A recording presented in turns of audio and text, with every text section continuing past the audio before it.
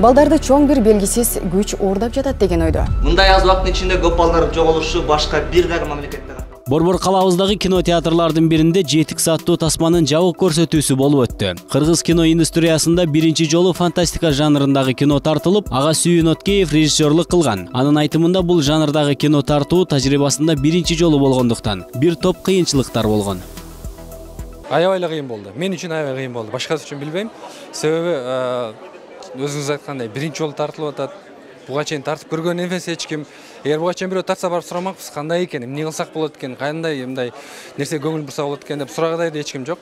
Ошон үчүн мындай кылып атып, тартып атып үйрөндүк көп нерсени. Мындайча айтканда буга чейинки мен тарткан эң оор долбоорлордун бирөөсү болду. Тасмада башкы ролдорду жалаң жаштар жаратышкан. Алардын арасында 600 деген каймана аты менен Санжар да роль ойногон. Анын айтымында киного кастинг аркылуу тандалып алынып, тартуу процессинде кызыктуу окуялар көп болгонун айтат. Жетиксте роль жараткан бул телекинез болду.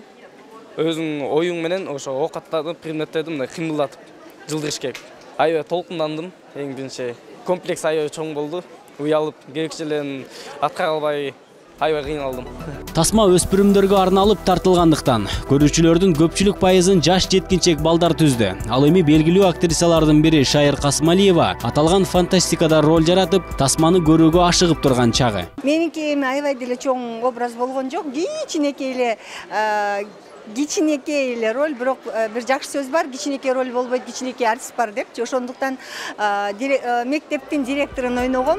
Көрүүчүлөр орундуктардан орун алары менен жаңы Тасманын жаратуучулары сахнаны ээлешти. Режиссер Сүйүн Откеев фильмге салым кошкон ар бир каарман менен тааныштырып чыкты. Алардын арасында Кыргыз Республикасынын эл артисти, белгилүү кино режиссер Болот Шамшиев аталган Тасмада роль жаратып, жана Сүйүн мырзага өзүнүн кеп-кеңештерин берген. Другого выхода нету. Давайте звать этих ребят. 2 жыл убакыт аралыгында тартылып бүткөн Тасманын башкы максаты ата-эне менен баланын ортосундагы байланышты жакшыртуу жана өспүрүмдөр ар дайым ата-эненин мээримине муктаж экендигин чагылдырган.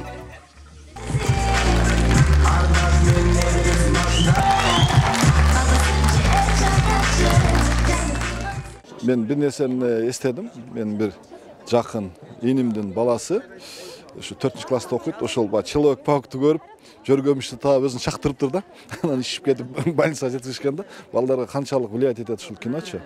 Ошон үчүн мен ойлойм бул ушул тармак өнүгөт дейм, ушул анимациялык анан жана ушул фантастикалык тармак өнүгөт дейм балдар үчүн. Кандай кино экен? Жакшы эле. Кинонун кайсы жери эсиңде калды сен? Багыл жери. Балдарды кармап солдат кылган жери. Мен өзүм фантастика кино жакшы көрөм, ошон үчүн эле жакпады мага. Биз жаңы эле ушул Жетикс киносун көрдүк. Элге абдан жакты бул залдагы элдерге. Анан мага да жакты буюрса. Кинонун көрүп бүткөндөн кийин суроолор пайда болду да. Кино дагы уланабы мындан ары? Жакшы суроо. Негизи биз башында эле ушул сценарий жазып атканда эле уласакпы деген оюбуз бар болчу. Себеби ачылбай турган бул жакта балким өзүңөр да байкаган чыгарсыңар, көп эле окуяларды биз үстүдө мындай берип кеттик да. Анан элдин купулуна толуп, балдарыбыз колдоп көрө турган болсо уланат анда. Кинодо сиздин ролуңуз бул Шамал экен. Шамалдын ролун аткарыптырсыз да. Анан аябай бат журкаганчы. Мен да ушул кичинемден ушул кыялымда бат журкаганчы. Анан кантип ошондой болсо болот?